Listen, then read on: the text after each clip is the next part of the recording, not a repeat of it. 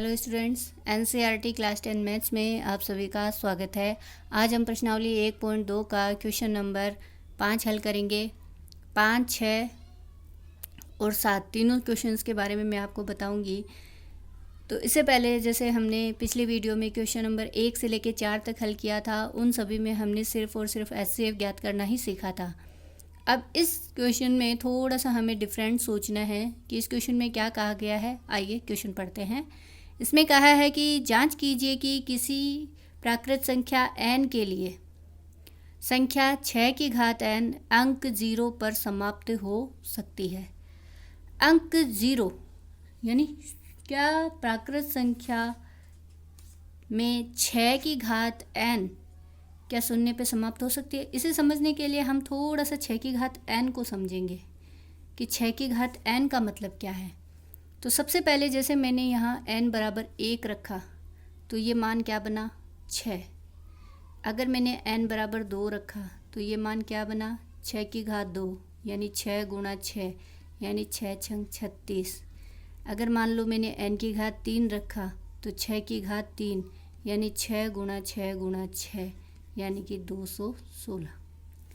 तो मेरा कहने का मतलब यह है कि इस तरह से 6 की घात n का मीनिंग क्या हुआ। 6 की घात n का मीनिंग हुआ कि 6 में हम 1 2 3 4 रखते हैं तो इसके अंदर जो मान आता है क्या उसका कोई भी अंक शून्य पे समाप्त होता है क्या? शून्य पे मतलब 10 20 30 40 इस तरह की कोई संख्या बन रही है क्या? तो अभी तक नहीं बन रही है। तो इसलिए इनका मीनिंग क्या होता है? इनका मीनिंग है कि 10 20 30 40 में हमारा 5 का भाग जाता ही जाता है। जाता है ना 5 का भाग। तो इसलिए 6 की घात n के जब हम अभाज्य गुणनखंड करते हैं तो 6 के अभाज्य गुणनखंड क्या क्या बनेंगे? 2 और 3 बनेंगे। इसकी घात n लगा दी मतलब कोई भी मान अपन लिख सकते हैं प्राकृत संख्या वाला 0 1 2 3 4 से लेके अनंत तक। तो इसका जो अभाज्य गुणनखंड है उसमें 5 नहीं है। 5 नहीं है ना। और अगर 5 नहीं है इसका मतलब इसमें कोई भी अंक में जब हम इसका मान हल करेंगे तो इसमें इसका जो समाप्त है वो शून्य पे समाप्त नहीं होगा।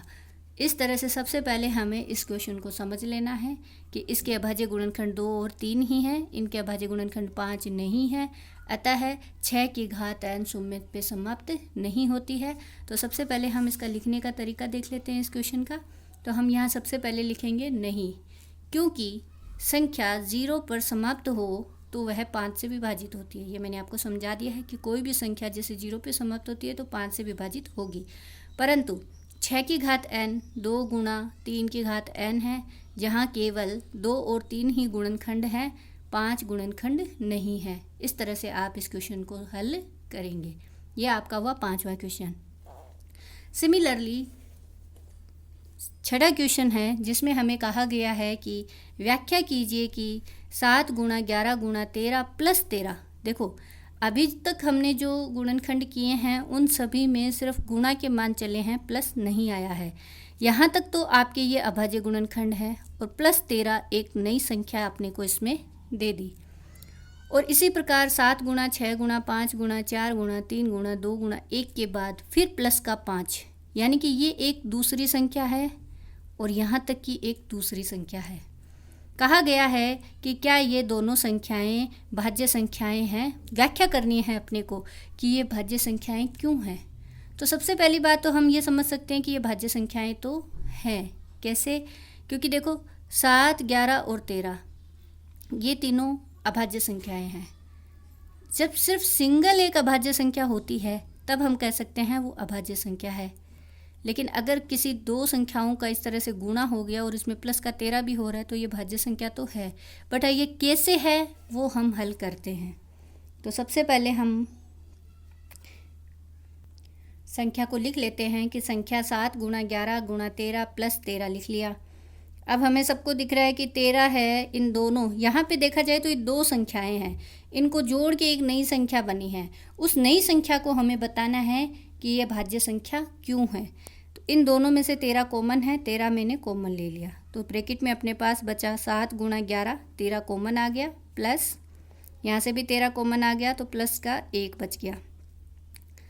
फिर 7 गुणा 11 को गुणा किया तो 11 सत्तर 77 और प्लस का 1, प्लस का 1 77 में जोड़ेंगे तो 13 गुणा 78, 13 को 78 से गुणा करते हैं हम तो अपने पास में संख्या आ जाएगी 1014। 1014 के अगर हम अभाज्य गुणनखंड करें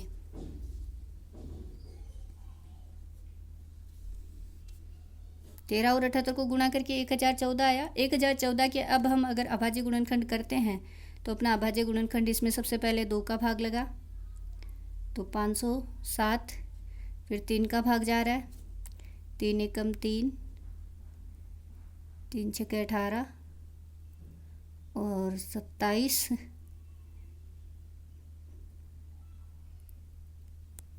3 नमा 27, फिर इसके बाद में इसमें 13 का भाग जा रहा है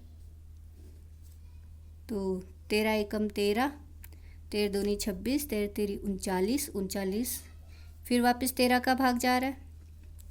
इस तरह से 1014 के गुणनखंड आए 2 गुणा 3 गुणा 13 गुणा 13। इसको अगर हमें और अच्छे से लिखना है तो हम इसको ऐसे भी लिख सकते हैं 2 गुणा 3 गुणा 13 की घात 2। मेरा कहने का मतलब यह है स्टूडेंट्स कि यहाँ अपने पास में संख्या आई, इनके अपने पास अभाज्य गुणनखंड आए हैं और अगर हमारे पास इनके अभाज्य गुणनखंड हैं तो जिस भी संख्या का अगर हमारे पास अभाज्य गुणनखंड होता है तो वह संख्याएं अपनी सभी संख्याएं कौन सी संख्याएं कहलाती है? भाज्य संख्याएं कहलाती है। अतः हम यहाँ पे एक लाइन लिखेंगे कि यह अभाज्य गुणनखंडों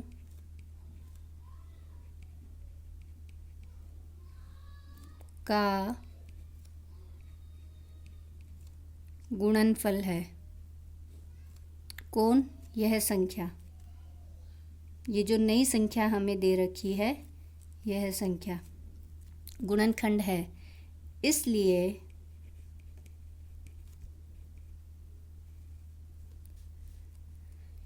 यह एक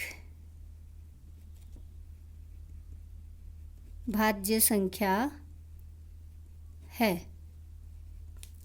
क्लियर है? तो इसी प्रकार हम इसका अगला पार्ट हल करेंगे जिसमें आपको दे रखा है, जिसमें हमें संख्याएं दे रखी है, जिसमें हमें संख्या दे रखी है 7 गुणा 6 गुणा 5 4 3 2 1 प्लस 5। तो इसमें से देखा जाए तो 5 अपना कॉमन आ रहा है तो सबसे पहले हम 5 कॉमन ले लेंगे तो 7 गुणा 6 गुणा 4 गुणा 3 गुणा 2 गुणा 1 प्लस 5 कॉमन ले लिया तो यहाँ पे 1 बच गया। 5 गुणा ब्रैकेट में 7 छक्के 42, 4 तिया 12, 12 दूनी 24 और 42 को हम 24 से गुणा करते हैं तो अपने पास आ जाएगा 908 और प्लस का 1। तो अपने पास संख्या बन गई 5 गुणा 909। 5 को 909 से हम गुणा करेंगे और उसके बाद में अपने पास में मान आ जाएगा। तो इसके लिए हम सबसे पहले इसके गुणनखंड ज्ञात कर लेते हैं। तो 5 का तो एक गुणनखंड अभाज्य गुणनखंड है ही, हम डायरेक्ट 909 का अभाज्य गुणनखंड ज्ञात कर लेते हैं ताकि अपना परीक्षा में समय बचे।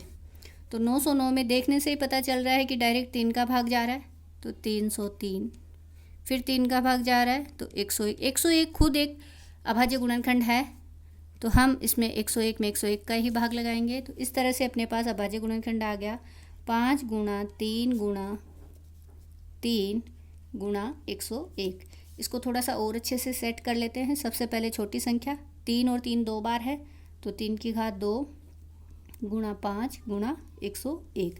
तो इस तरह से ये अपने पास में भी क्या आया, एक अभाज्य गुणनखंड आया। वापस हमें वही लाइन वापस लिखनी है कि यह संख्या